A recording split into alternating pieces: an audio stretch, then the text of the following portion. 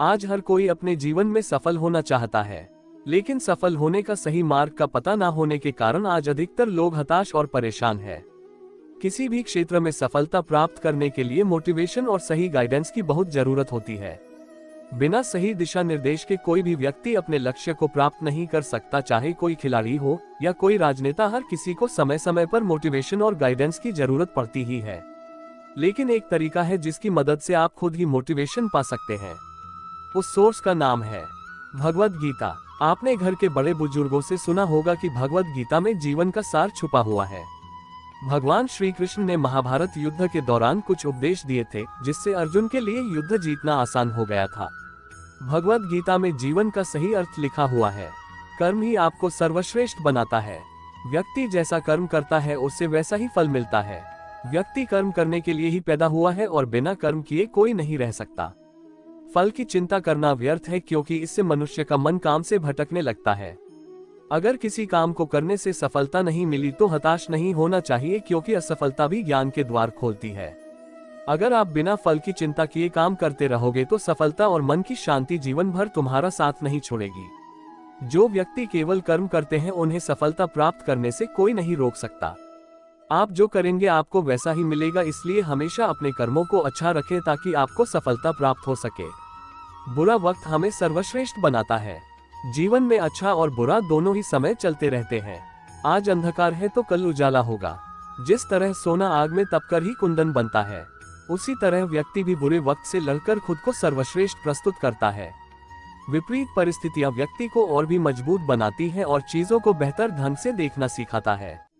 बुरा समय हमें पैसों की कद्र करना सिखाता है, इसलिए अपने बुरे समय से कभी भी घबराकर हार नहीं माननी चाहिए, बल्कि उससे लड़ना चाहिए और आगे बढ़ना चाहिए, क्योंकि यह वह समय होगा जो आपको आपके जीवन का सबसे मूल्यवान सबक सिखाएगा।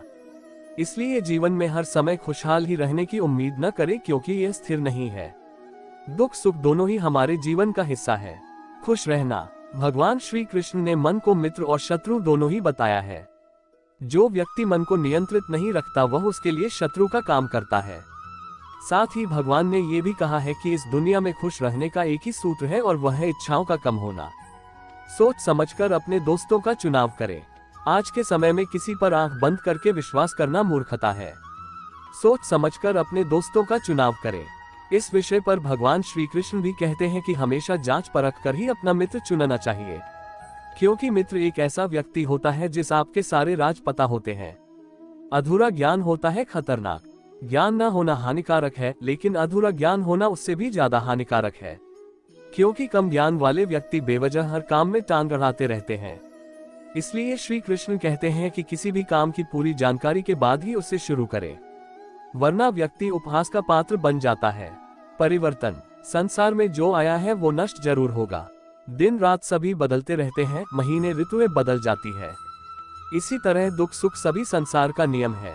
परिवर्तन तो होकर ही रहेगा। इसलिए व्यक्ति को परिवर्तन से घबराना नहीं चाहिए, बल्कि इसका स्वागत करना चाहिए। हर परिवर्तन व्यक्ति को नई सीख देकर जाता है। इस ब्रह्मांड में सब कुछ स्वयं बदलता है, जो परिवर्तन के सार्वभौमिक कानून के अधीन है। इसी तरह हमारे जीवन में कुछ भी स्थायी नहीं है। गीता आपको परिवर्तन को स्वीकार करने के लिए कहती है। कई बार लोग रिश्तों के बदलने से, लाभ हानि होने से टूट जाते हैं, लेकिन उन्हें समझना चाहिए कि कोई भी परिवर्तन स्थायी नहीं होता।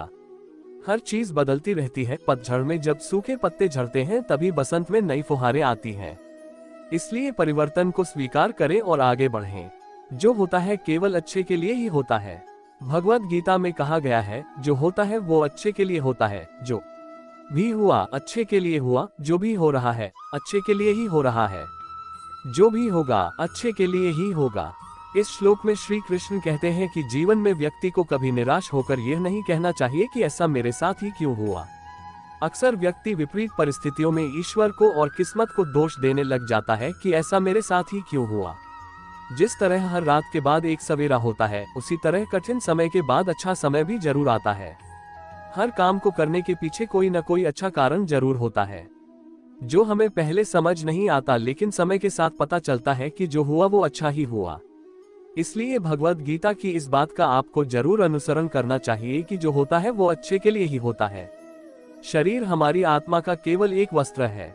भगवान श्री कृष्णा कहते हैं, जैसे कि एक आदमी अपने पहने हुए कपड़ों को उतारता है और दूसरे नए कपड़े पहनता है, वैसे ही आत्मा अपने घिसे पिटे शरीर से बाहर निकलती है और दूसरे नए शरीर में प्रवेश करती है। इसे दूसरा जन्म भी कहते हैं। इसलिए ईश्वर कहते हैं, किसी भी चीज का मोह न करते हुए केवल अच्छे कर्म करो, क्योंकि यहाँ सब नश्वर है। किसी की मृत्यु होने पर या अपने शरीर का त्याग करने पर ज्यादा दुखी नहीं होना चाहिए, क्योंकि आत्मा फिर किसी और शरीर को अपना वस्त्र बनाकर उसे धारण कर लेगी। इसलिए आपको आगे बढ़ने के लिए इन सब बातों से ऊपर उठकर आगे बढ़ना चाहिए।